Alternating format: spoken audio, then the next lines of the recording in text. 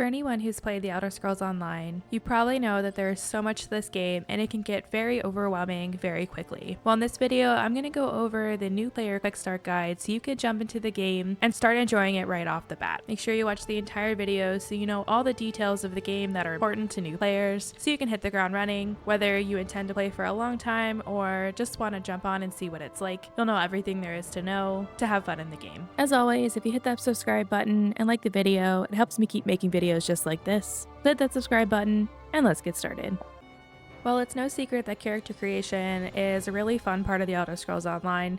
I really enjoy looking through the classes, the races, as well as customizing my character's looks. So definitely take your time with this so that you love your character and are excited to jump in.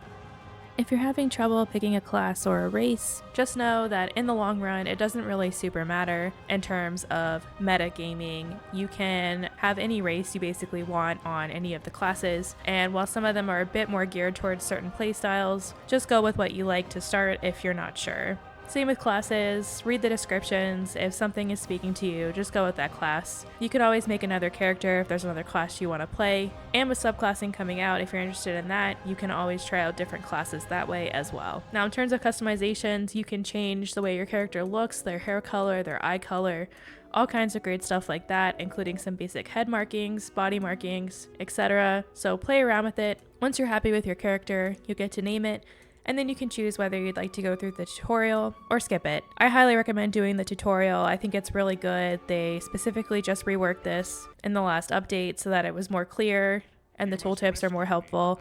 And I just played through this again, and I think it's a lot more helpful than when I was new coming into the game. I thought the combat explanations were much clearer, and while I still think it can be pretty overwhelming for new players coming into this game, I thought the rework was a lot better. So I highly recommend going through it. It also sets up the base game storyline, which I'm going to recommend you do later on in this video. So if you want to know the basis of why you are the way you are and where you landed in Tamriel, this is going to set that up, so it'll all make a lot more sense. So have some fun with it, and if you've done this before, you can probably skip the tutorial, but I still think it's kind of fun to play it through. The base game storyline is still one of my favorites, and I enjoy hanging out with Lyris in this first tutorial part. Another thing that is different from a lot of MMOs out there is that inventory space in ESO is very precious. So from one fellow loot goblin to another, try to resist looting everything in the prison until you at least get into the starter zone, and even then, if you plan to loot a lot of things, make sure you go to the merchant often.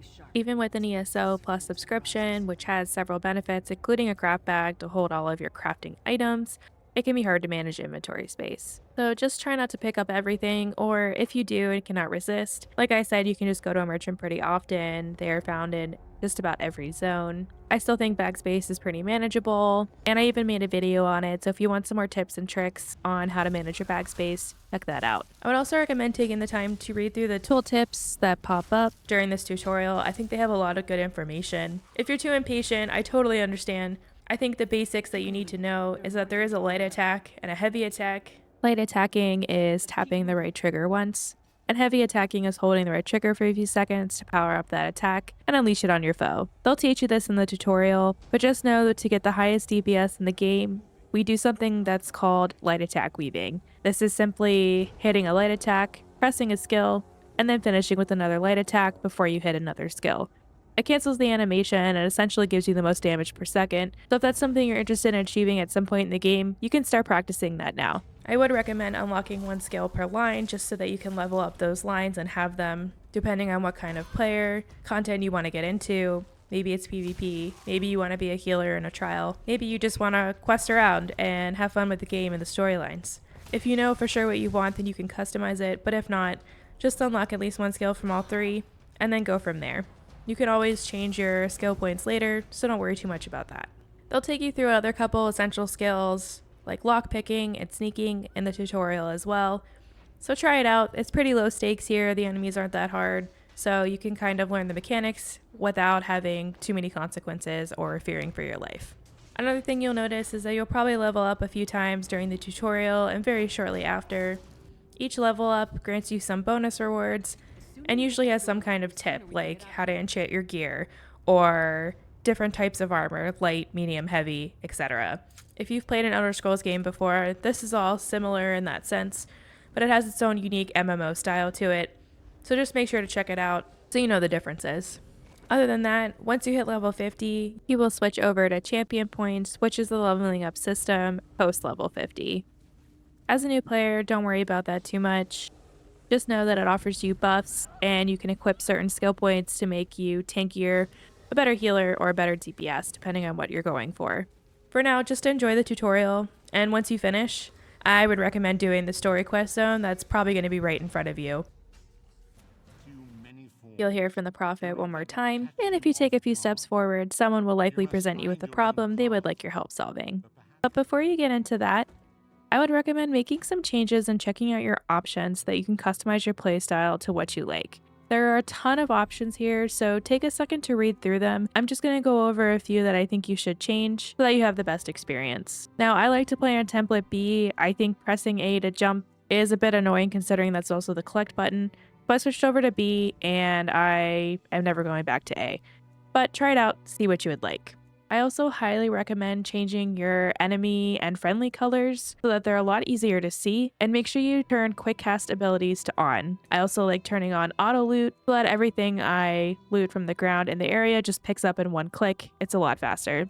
I also like having nameplates on, so I turned this on here, but I ended up adjusting it later so that friendly NPCs are only when I have them targeted. Otherwise it gets a little bit cluttered with the nameplates. I also turn on my ability bar so that it shows all my health bars, all of my skills available, and I like to turn on the timers, the resource numbers, and my ultimate numbers just so I can have them there. Now, if this is feeling overwhelming as a new player, you don't have to turn them on. I just find it helpful to see everything, so you can change that on or off however you would like. I also turn my buffs on so that I can see what buffs I have, but a lot of times in endgame content, I'll actually turn those off because there's so many buffs on me. I'd rather see when I have a debuff because a lot of mechanics revolve around that.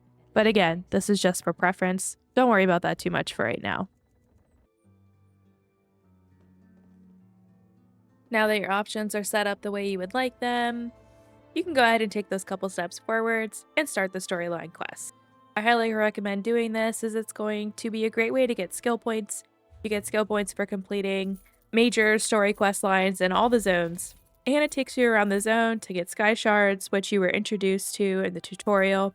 Sky shards also help you get skill points for every 3 you get, so highly valuable in this game considering there are so many skill lines you can use, and you can almost never have enough skill points to fill in your skills that you would like. Other than that, equip the gear you want. It's just like Skyrim in the sense that if you have something equipped, you gain the inspiration boost for that line. So if you want to use a destruction staff, make sure you have that equipped, and likewise if you want to use a greatsword, you should have that equipped. As you go through the storyline, you could do other quests in the area as well, or you can just stick to the storyline. Either way, you'll get to explore the island, get the sky shards, and get the setup of the story for your particular area, whether it's Dominion, the Pact, or the Covenant. Once you complete that first zone story area, you will also be greeted once again by the prophet. He's going to tell you that he has been dropped off here and you need to find the Harbridge, which is found in each of the 3 alliance zones. I do recommend playing through this storyline. It will level up your soul magic skill line, and it's also just a really easy way to get skill points. It also levels up with you, as when the game was first introduced, it was all level based, even the areas. Now everything scales with your level, but it's nice to have this quest pop up intermittently, depending on what your level is. So I definitely recommend going through that entire storyline, and while you're waiting for it to level up, it doesn't hurt to do the story quest in the zone you're in as well. I think it's a great introductory to the game. It introduces you to basic enemies in the zone, and the stories are really good. I really enjoyed almost every single storyline in this game. Even the side quests are really fun. A lot of the characters end up reoccurring in later DLCs and chapters, so you can get to know and love them in the base game and then experience them in the other zone as well. Before you get too heavily invested in a quest in that second zone you enter, I would recommend doing a couple of things before you get started. The first thing is to visit a stable master every single day. It sounds like a lot, but for a little bit of gold you can upgrade your speed, your inventory capacity, as well as the stamina of your horse, so how long you can run fast for, and it's well worth every single upgrade purchase that you can get, which again is once a day. I would start with speed until you're pretty happy with how fast your mount is going, and then switch over to inventory space. As I mentioned, your bag's going to fill up very quick, so this is a really great way to increase your inventory right off the bat. From there, you can decide whether you'd like to do speed or stamina at your own pace. It's really up to you and your preferences. I like to park my character at the stable at the end of the day so I don't forget, and it's the first thing I do when I log in. Another thing you can do is visit the bank. You get a bank as a player and you can have up to 240 spots, which can be doubled with an ESO Plus subscription. And this is a really great way to drop off items you aren't sure if you want to keep. You can also access them to research or decon, which I'll get into later. This is a really great way to free up your player space and just have a little bit more room open on your character. I would also visit a merchant to get rid of all your trash and things like that if you haven't already in the base zone. I always recommend selling white equipment and deconning green, blue, purple, etc. equipment, which, speaking of deconning, the next tip I have for you is to visit the crafting area, which you can find by looking at your map, looking for blacksmithing, clothing, enchanting, etc. I would start by going to these, deconning the greens, blues, and purples as I mentioned. This is going to increase your skill in that area, and it's just a good way to get rid of the extra items that you aren't currently using on your toon. So you free up inventory space and progress your crafting skills, which you might want to use later in the game.